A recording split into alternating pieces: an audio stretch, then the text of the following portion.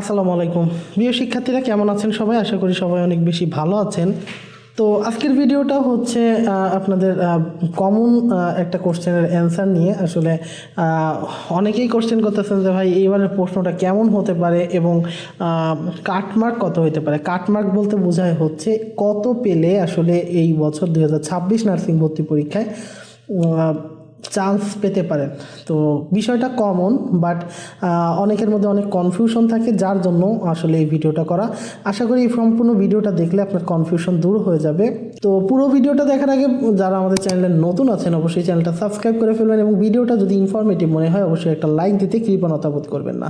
আপনি চাইলে আমাদের অ্যাপ থেকে বা আমাদের ওয়েব ভার্সন থেকে আনলিমিটেড এমসিকিউ পরীক্ষা এবং টোটাল কোর্সটা ফ্রিতে করে নিতে পারেন আপনি যদি নার্সিং ভর্তি পরীক্ষার্থী হয়ে থাকেন। তো আমি আর কথা বাড়াচ্ছি না, চলেন আমরা ভিডিওর মেইন অংশে চলে যাই।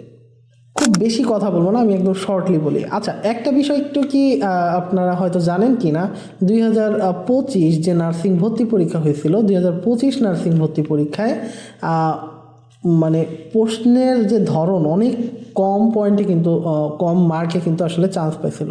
এখানে কিন্তু ভর্তি পরীক্ষা হয় টোটাল আপনার 150-এর মধ্যে। তার মানে 150-এর মধ্যে অ্যাভারেজে এমনও দেখছি 106 বা 7 পেয়ে হচ্ছে সে চান্স পাইছে। আমি দেখছি আসলে এটা আসলে অনেক কিছুর উপর ডিপেন্ড করে। যদি আমি বলি কাটমার্ক, এরকমই আসলে গতবার কাটমার্ক আসছিল, বাট 2024-এর যে প্রশ্ন আসছিল, 2024-এর প্রশ্ন কিন্তু অত বেশিও কঠিন হয় নাই। তো 2024-এর প্রশ্ন হয়েছিল সেখানেও কিন্তু অ্যাভারেজে 115 বা এরকমই আসলে কাটমার্ক আসছিল। আর 2023-এর কথা যদি বলি, 2023-এও হচ্ছে, আর 23-এর প্রশ্ন হচ্ছে বেশ খানিকটাই সহজ আসছিল এবং এখানেও অ্যাভারেজে 113 বা 15-র মতোই আসলে কাটমার্ক আসছিল। মানে এটা আমি জাস্ট এই রেঞ্জের কথা বললাম, কিন্তু গত বছর যে প্রশ্ন হয়েছিল, বিশেষ করে গত বছর ম্যাথ প্রশ্নটা কিন্তু অনেক হার্ড করছিল, প্লাস অন্যান্য প্রশ্নের তুলনায় গত বছরের প্রশ্নটা একটু হার্ড হয়েছিল। তো যার জন্য এখানে 106-7-এও আসলে দেখছি চান্স পাইছে, বাট অনেকে হয়তো 106-7 পেয়ে চান্স পায়নি। এটা আসলে ডিপেন্ড করে কোটার উপরে। সো কোটার বিষয়টা নিয়ে আমি আরেকদিন কথা বলবো।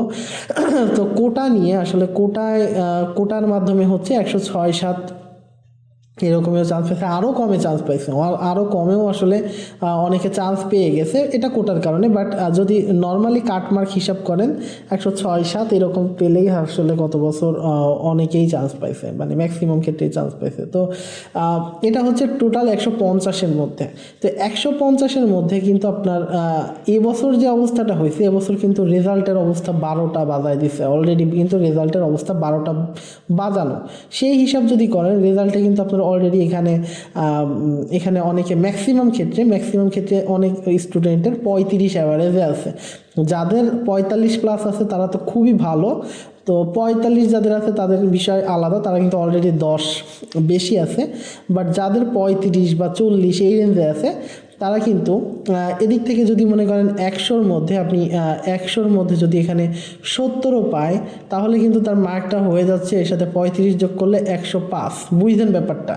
আর এই 70-এর মধ্যে কারো কিন্তু মনে করেন এই 100-র মধ্যে যদি 70 পায়, তার কিন্তু মার্ক হয়ে যাচ্ছে 45। যার আছে 45 তার হয়ে যাচ্ছে কত? তার হয়ে যাচ্ছে কিন্তু 115। এখন আপনিই বলেন, একই 70 মার্ক পেয়ে কেউ 105 পায়, 5 মার্ক হচ্ছে টোটাল, আর একই একই দেখা গেল কেউ 70 মার্ক পেয়ে তার কিন্তু 115 হচ্ছে। সো এখানে কিন্তু পয়েন্ট একটা ফ্যাক্টর, যতই বলেন না কেন পয়েন্ট কিন্তু এবছর একটা ফ্যাক্টর হতে যাচ্ছে। তো সেই হিসাব করে যদি আমরা বলি, তো এইখানে আপনার অ্যাভারেজ আপনি ধরে রাখেন, মানে আমার বিগত 3-4 বছরের যে অভিজ্ঞতা বলে মিনিমাম 70 প্লাস উঠাতে হবে আপনাকে, অর্থাৎ 70টা এমসিকিউ আপনার হতে হবে। আর আপনার যদি পয়েন্ট এরকম কম থাকে, অর্থাৎ জিপিএতে যদি 35 থাকে, তাহলে আপনাকে 80 প্লাস উঠাতে হবে, এটুকু আপনি শিওর থাকেন। তাহলে যদি আপনি 80 প্লাস উঠাতে পারেন, যদি কম পয়েন্ট থাকে তাহলে আপনার 80 প্লাস উঠাইতে হবে। তো সেক্ষেত্রে কিন্তু আপনার চান্স পাওয়ার সম্ভাবনা আছে। আর অ্যাভারেজে যাদের মনে করেন 45-এর উপরে আছে পয়েন্টে, 45-এর উপরে আছে, তো তারা কিন্তু এর সাথে মনে করেন আর 70 যোগ করলেই অ্যাভারেজে কিন্তু তার 115 হয়ে যাচ্ছে। তো 115 বা 20 হলে মনে করেন শিওর, 20 হলে কোনো মিস নাই। তো আপনার যদি জিপিএ 5 থাকে, দুইটা জিপিএ 5 পাইলে কিন্তু 70 হইলেই তার কিন্তু 120 হয়। তো 120 হইলে মনে করেন মিস নাই, শিওর থাকেন যে 120 হইলে আপনার চান্স হবে। সো আমি যদি একদম শিওরলি বলতে চাই, নার্সিং ভর্তি পরীক্ষা 2026 নার্সিং ভর্তি পরীক্ষায় আপনি যদি একদম শিওরলি চান 75 হচ্ছে, আর 75 পেলে আপনি শিওর চান্স পাবেন। শিওর থাকেন, শিওর চান্স পাবেন যদি 75 পান।